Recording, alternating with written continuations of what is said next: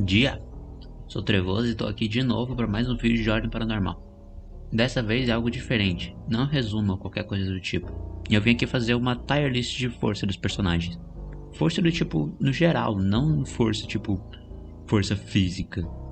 Enfim, eu achei uma tier list aqui e eu podia fazer a minha própria, mas eu fiquei com preguiça. Eu tinha que salvar todos os personagens aqui, depois ter que fazer tudo.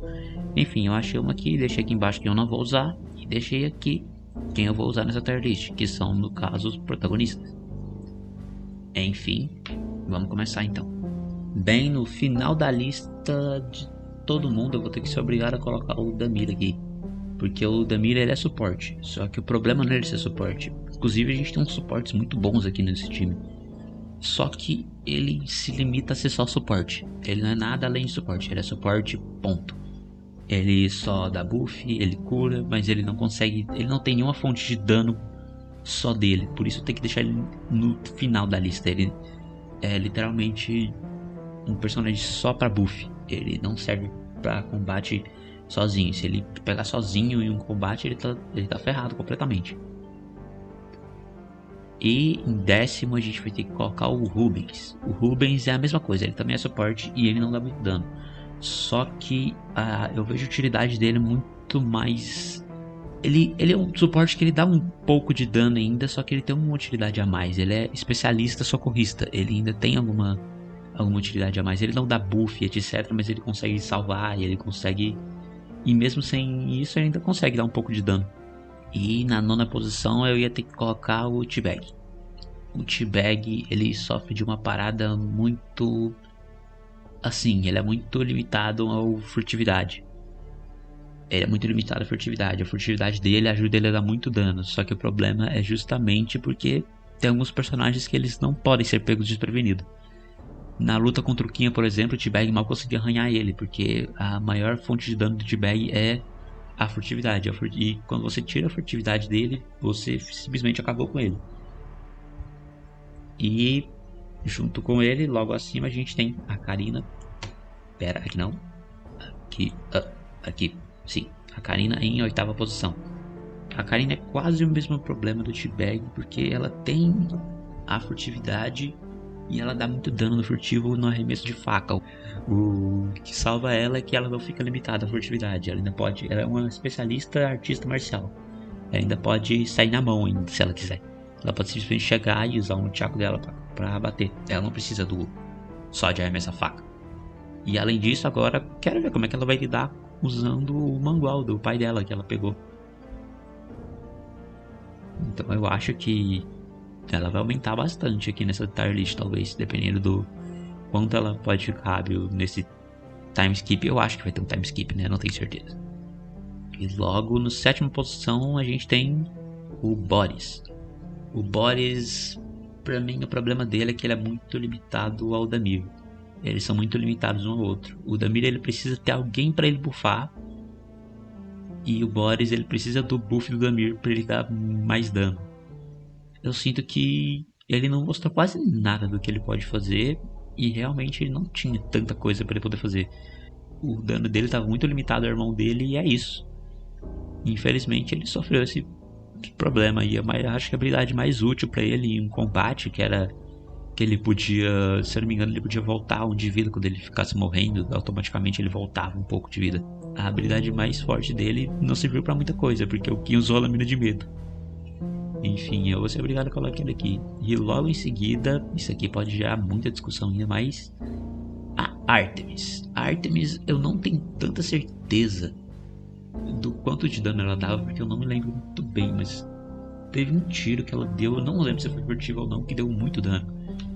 Inclusive. Ah, deixa eu fazer isso aqui então. Pronto, melhor. É, assim melhor.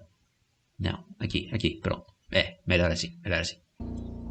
Enfim, a Artemis, eu tenho que rever os episódios com ela. Eu não lembro de muito dano dela, mas eu lembro que a utilidade dela era mais no campo no geral. Ela podia usar a transformação, ela podia aguentar o combate vivo usando devorar. E é isso. Seguindo agora pra quinta posição, a gente tem o líder dos Galdérios, o Arthur, claro. Seguindo para quinta posição, a gente tem o líder dos Galdérios, o Arthur. Seguindo agora para quinta posição, a gente tem o líder dos Abutres, o Arthur. O Arthur, ele não... Ele é a mesma coisa da Karina. Ele tem a furtividade que dá muito dano. Acho que é o que mais dá dano com furtividade. Mas ele não se limita à furtividade. Ele ainda tem muita coisa que ele pode usar. Ele é um especialista atirador de elite. Ele tem muita agilidade. E isso permite com que ele consiga usar a furtividade muito bem. Só que se ele enfrentar alguém que não é furtivo, como por exemplo o Kian, ele ainda tem umas fontes boas de dano, como a lâmina de sangue, que ele também usa agilidade para lutar. E na luta contra o próprio Kian mesmo, ele conseguiu se manter bem lutando contra ele. O Arthur, ele é alguém que eu acho que ele consegue se virar muito bem, tanto a distância quanto corpo a corpo. E logo em seguida, na quarta posição, a gente tem o Balu. Sim, o Balu tá aqui. O Balu, o problema... Acho que o único problema dele é os pontos de esforço dele, que são muito baixos. Mas ele tem umas habilidades muito boas para combate corpo a corpo. E ele tem 2 buffs de sangue na arma dele. Sangue é um elemento muito bom para dar dano. Ele é realmente bem forte, se a gente ver por isso. Enfim, seguindo agora, na terceira posição, Gal. O Gal, ele tem uma coisa muito específica, que ele podia subir para a segunda ou para a primeira posição. O problema dele é que muita coisa que a gente tem que comparar vem de Desconjuração, e lá, mesmo ele sendo marcado, ele ainda era um boss. Então tenho certeza que a vida dele lá era muito mais que 100, e ele tinha muito mais armadura também. Até porque ele sofreu um nerf nessa temporada, porque ele perdeu o ritual de teleporte. Quer dizer, a gente acha que ele perdeu, a gente nunca mais viu ele usando. E ele também perdeu o Benção Maldita. Inclusive acho que o Benção Maldita, se eu não me engano, ele nem funciona mais nesse sistema novo, eu não tenho certeza. Enfim, uma boa forma que eles usaram para contornar o fato de ele não dar mais 2 ataques foi com a velocidade mortal. E a velocidade mortal em um combatente no nível do Gal, acho que é realmente um ritual muito forte. Agora na segunda posição, esse aqui talvez gere polêmica ou não, eu não tenho certeza, mas o Dante para mim está na segunda posição. Sim, eu sei, o Dante é suporte. Coloquei um monte de suporte mais abaixo aqui, isso aqui. O Dante, ele é o melhor suporte de todo RPG. Ele é um suporte assim no nível do Veríssimo, ele é muito bom. Ele é um suporte que não depende de outros personagens. Por exemplo, o Damir, ele depende muito de ter alguém para ele buffar, para ele conseguir lutar. E o Rubens, ele não consegue dar muito dano sozinho, só que o Dante, ele tem meio de se virar sozinho. Ele tem o Ritual dos Tentáculos, ele tem o Decadência e ainda tem o Paradoxo. Ele tem uns rituais bons de dano. Ah, e ainda tem a Pistola de Energia e a Marionete. Claro, ainda tem a Marionete. O Dante é simplesmente o melhor suporte do jogo. Se ele não tiver com ninguém junto com ele, ele ainda assim consegue dar muito dano. E junto com alguém é maior ainda o dano dele. Se ele usa os tentáculos para prender um oponente, é muito difícil de soltar, porque, se eu não me engano, tem que lutar com a presença dele. E a presença do Dante é muito alta já.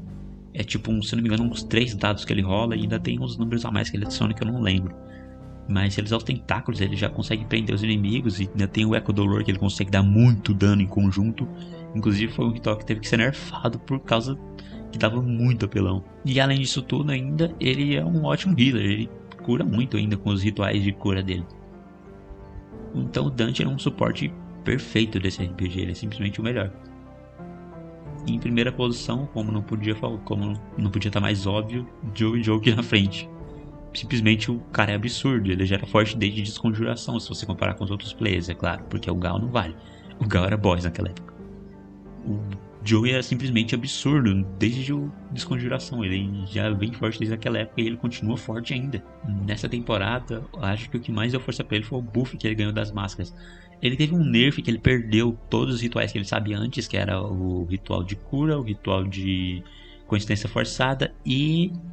qualquer outro, o ritual de pavor, aquele ritual de medo que ele nunca usou.